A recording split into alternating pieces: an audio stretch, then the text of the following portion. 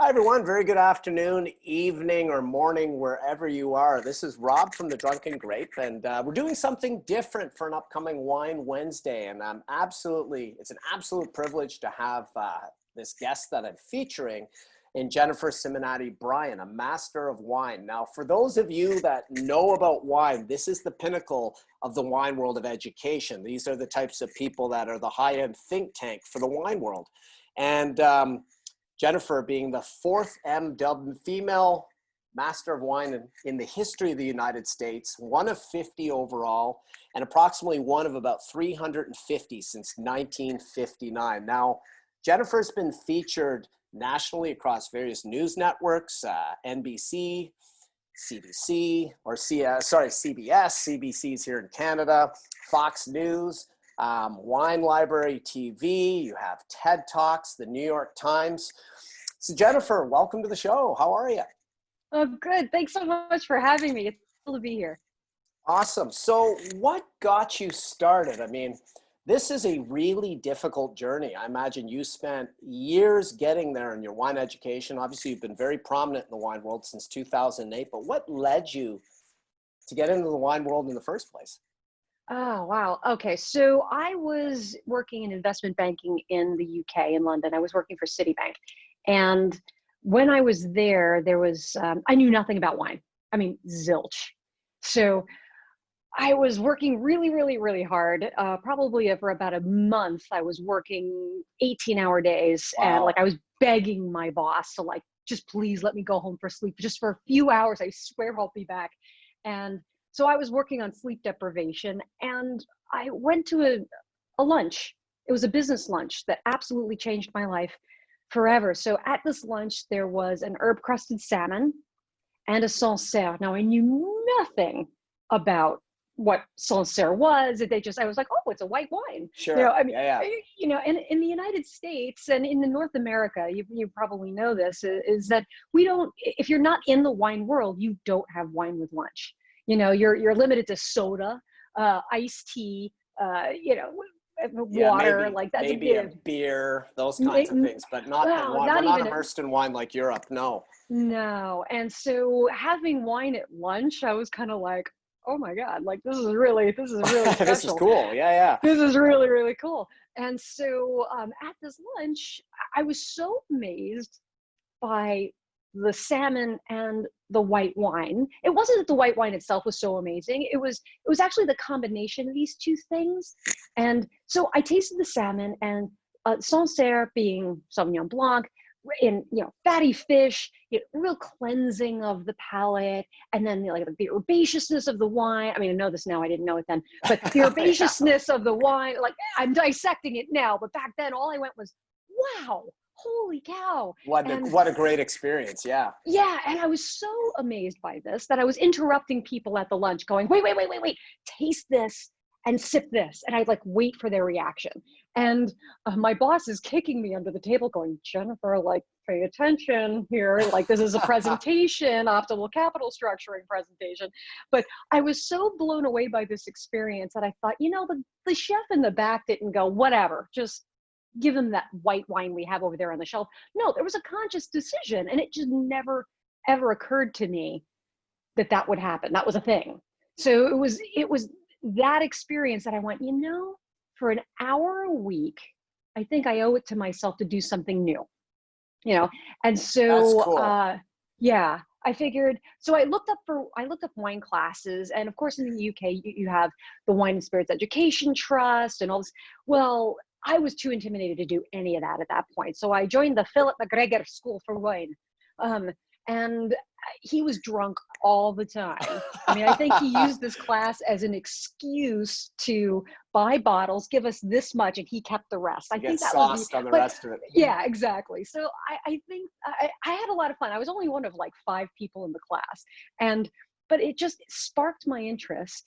And then a few months later, someone had said something to me that was really drove this home, which says, Jennifer, don't worry about not sleeping. Don't worry about, working so hard, because in 10 years, you'll have paid your dues. I'm like, oh my God, I am not spending the next 10 years of my life doing something that I hate. And Banking. no matter how, I mean, I was making good money, but I was Sure. like, yeah, I am not doing this for the next 10 years. So a plan started to form of escape, if you will. So I moved back to the States. And as I was there, I took the Windows on the World wine course, with Kevin Israeli. That's awesome. And yeah, and it was actually at the, show you how old I am. It was at the Windows on the World at the Twin Towers. And um, boy, Kevin's really, he just blew my mind. I mean, the amount of enthusiasm and passion, it just opened up a whole world. Like I didn't know that existed. I mean, just being able to have a glass of wine, open up a book, look at a map and go, oh my God, it's from right there. And Wow. to feel that kind of transportation, um, to be able to move from your everyday, go to work, go home, 9 to 5, blah, blah, blah, to be able to sit and go, with this just one glass of wine, I can be transported to Tuscany. And it was, And that's and so that, true. That is true. Wine does that. yeah, yeah. That's why we love wines from Tasmania and from Australia. And like, cause oh my God, it came from there. Yeah, and it takes us You there. feel like you have a piece of it, It's right? true. And, oh, sorry about that. That's okay. Sorry about that. Anyway, so yeah, so that's so I took the Windows on the World wine course, and I thought, now it's time for me to make my move. I didn't know what I wanted to do. So I ended up leaving my 6-figure salary and went to go work for a wine store in Greenwich Village in Wow. Manhattan. Yeah. Wow. Well, So this yeah, is really, I mean, this is really a path of passion. And this is yeah. great because for the listeners, this is something that people really should be doing if they want to live a proper life. This is just my Mm, view, and I'm sure you would agree with this. I mean, you gave up something lucrative. I mean, you didn't like it. Banking is very lucrative, and you're looking at a 6-digit income. And at that time, as a young woman, you yeah. leapt into something else completely foreign because it's something sparked in you, and you were very passionate about it. Yeah, well, in school, while the school, colleges and universities themselves don't encourage you to drink, although drinking happens. Right. It's not about the academia, and it's not about the science of wine or beer or whatever. They don't teach you the interesting, fun, sciencey stuff there.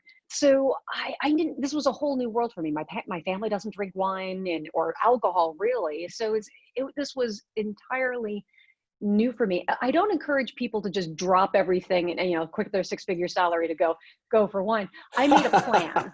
I made a Right. plan. Like, so I socked money away because I knew that to go to my next mountaintop, I was going to need to have some funds, because like I said, it was a plan of escape. So, you got to sock stuff away and be able to say, okay, I've got this amount of savings, because I knew, I went to less than a third of what I was making. And so Well, it was yeah, really, and I think about it though, like I mean, you went far. This isn't just far. You actually did hit the summit in the wine world. well, yeah, eventually it was not overnight. So I left the banking industry in 2000. And from there, I worked for the Burgundy Wine Company, which was a retail store for that sold Burgundy and Rhone Valley varietals, which was amazing because I got a Great chance to wines. taste Yeah. Burgundy every day, and and I got a lot of great experience there as well. But I never stopped taking classes, so I took the WSET diploma, and I got that in 2002, and then I got some great piece of advice because someone said, if you're going to go for the Master of Wine, do not skip. Don't wait between the diploma of WSET to go for the Master of Wine, which was great advice, because if you don't use it, you lose it. And I built all this knowledge up through the WSET. I was like, okay, I want to keep it here so that I can make a jump off point. And so I started the program of the MW in 2002, and it took me 6 years to get to Master of Wine. And I gotta tell you, the first 4 years I was in the program, I don't know what I was doing in terms of studying. I was kind of farting around, it seemed, because I wasn't really studying efficiently. Right. I was studying really hard, but I wasn't studying smart.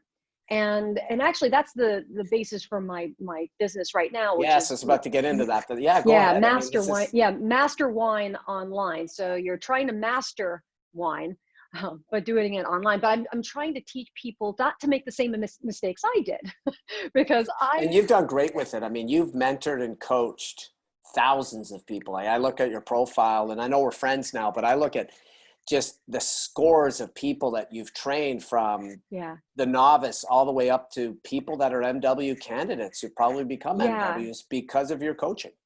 yeah. Well, I didn't do that through Master Wine Online. I mean, I've had jobs where I was director of education for Remy Cointreau. So I trained Oh, distributor salespeople all around the United States, and probably I counted. I think it was like a good 35 states. So going from state to wow. state to state, to training people, and I've also taught WSET as well. I was an instructor for that, and also through the Great Courses. I have courses through the Great Courses, and that I have 5 different online courses with them. So, and the great thing That's about it tremendous. is, yeah, well, what I love about the great courses is that they take the class, and there's 24 episodes in the first one. So the first lesson, I tell you, like, go get these 6 wines.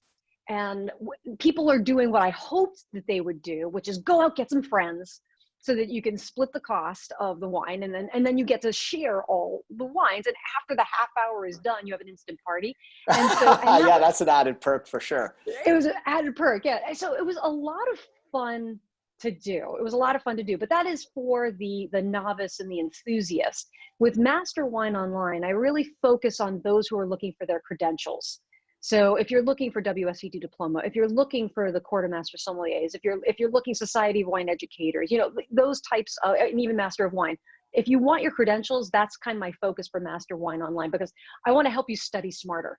And And there are that's a very lot of things that we valuable. do. And that's really valuable. I mean, um, my stepmother looked at the notes that I took for just doing unit 1 of the Italian Wine Scholar, and I did well in it, but I mean, it was a heap of notes, and I'm sure if with some coaching, I could probably turn it to half that and be more effective. And it's Yeah. something that I would stress to any of the listeners, that they definitely look into this, because really, once you crawl past the WSET level 3, courses get tough. And Yeah. I mean, you get 300, 400, 500-page books just on specific regions, and you need to know this stuff line for line. Anything can be really thrown at you as a question.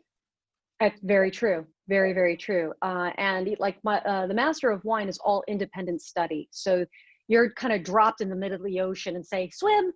So you have Yeah, no idea what's gonna, which direction to go. And like one of the questions was, wine taxes are evil. Discuss. And you couldn't just say, yep.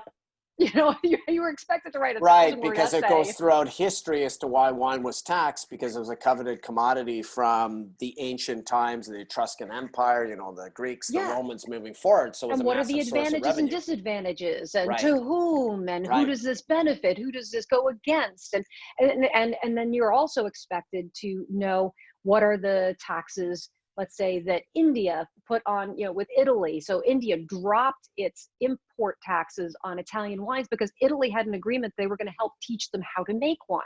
So Interesting. knowing things, yeah. So knowing things like that. Same thing happened with, with Chile and Germany. And so you have to understand the layout globally to answer a question like that. So yeah, you have to understand so many different things, and it becomes so difficult.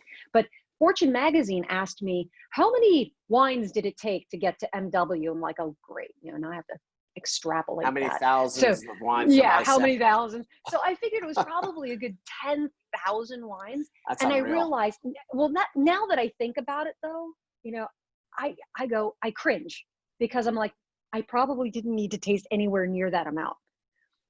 Because if you think of the 80-20 rule, like, I should have spent 80% of my effort on the 20% that mattered.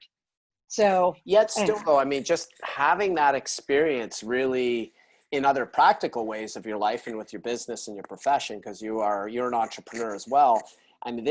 this opens the doors for other avenues that maybe some other MWs haven't explored that many wines. And when you're dealing with merchants and sampling and tasting, I still think there's a payoff at the end of the day of that, but it is a staggering amount. I mean, if you do mathematically at $20 a bottle times 10,000, it's just a Oh my huge God. number. Well, I think one of the reasons why a lot of people don't pass blind tasting exams is because they end up tasting the usual suspects over and over again. So take a sommelier or take someone in the trade. We end up tasting what we have readily around us and available all the time. So I worked for Co-Brand Corporation for a large portion of when I was studying. That's an importer. They had no Chenin and they had no Riesling. So when the Master of Wine, my first year sitting, the Master of Wine exam, I failed the first flight of the MW I exam remember because this. Yes. yeah, Yes. I mistook a flight of Chenin for Riesling, and I'm like, what do you? Well, I didn't taste any, and why? Because it was not part of my distributors and importers portfolio. So I had a blind spot.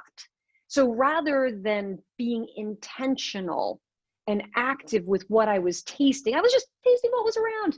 Or having group meetings where people would bring, "Hey, I brought a wine here. Let's taste it blind." I'm Well, sure they if liked the meetings though. I'm sure that was fun. the meetings were fun. Okay, make no mistake, the meetings were fun. But I could have been a lot more intentional with how I was studying and what I was studying with. And that's why I said I think that's the reason why people don't pass as fast as they could, because they're not being as intentional. They do what I call hope studying.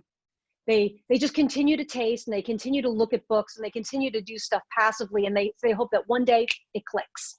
And that'll work to a certain level, but Mhm. it certainly won't work when you get into the higher levels. And you can see where that No. would cause a lot of stumbling. And part of the problem is a lot of the educational programs don't touch on that. And I think it's Yeah. great that you offer this, and it's something that's truly unique. As an MW, as a female MW, I know, did you encounter any difficulties in the industry at any time based on gender? It's just a question I would like to ask, just because I think there Yeah, probably no, was some but challenges that being the you hit. fourth woman, I get asked that question a lot. Yeah. Um, to be honest, I didn't have anyone telling me I couldn't.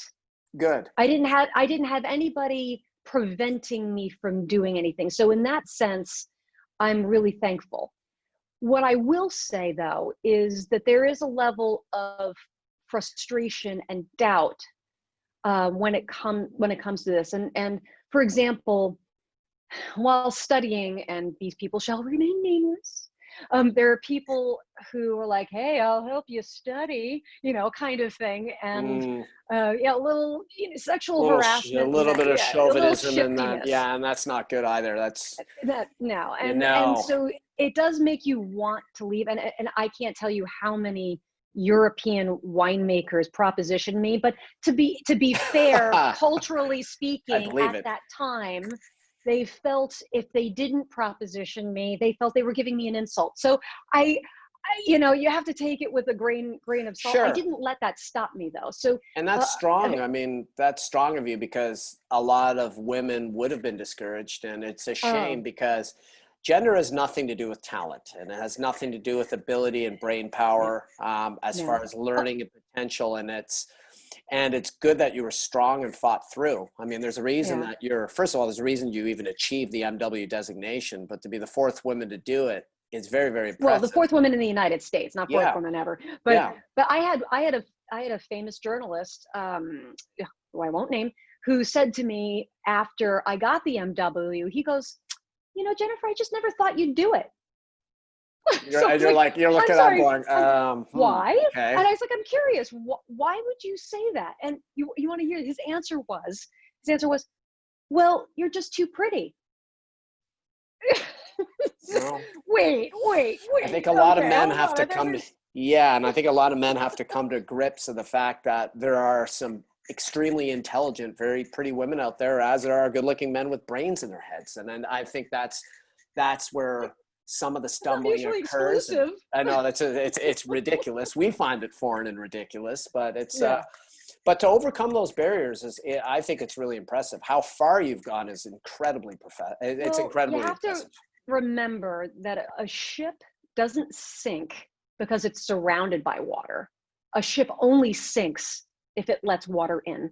That's And true. so being surrounded by these types of people, being surrounded by things where you could easily get offended and easily give up and easily be frustrated and if you do, you're letting that water in. That's true. So, so by being able to say, all right, I'm ignoring that. I'm ignoring this, and I'm just going to continue to run my race, I think is the only way. And I think that's really smart. What's the best way for people to get a hold of you? I know you're on LinkedIn, you have your Yep. website, masterwineonline.com. I hope I got that Yep. right. Yep. I know you're on Instagram. I know that you've got a very strong presence. Is there any which way that you prefer people to reach out? Is there a way that you'd like to be reached out to? Because I'm sure that there's Yeah, going to be a lot of questions and interest with what sure. you do. Absolutely. I mean, you can contact me at jennifer@masterwineonline.com. So that's my email address for Master Wine Online. And Perfect. you can send me any questions that you like there. Awesome. Well, ladies and gentlemen, thank you. And thank you, Jeff. Thank you for listening today. And Jennifer, thank you very much for being a guest on this. This is my first crack at this type of presentation, and I thought that I couldn't find anyone more fitting. I'm very impressed with what you do and how far you've gone, and you're a mentor to me as well in the wine world. So I think it's just been a tremendous blessing.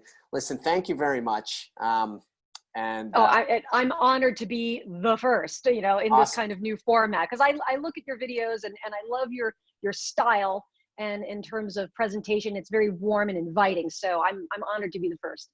Awesome. Well, thank you very much. Thank you very much, ladies and gentlemen. Whatever you decide to do, have a tremendous day. This is Jennifer Simonetti-Bryan, MW, and Rob from the Drunken Grape.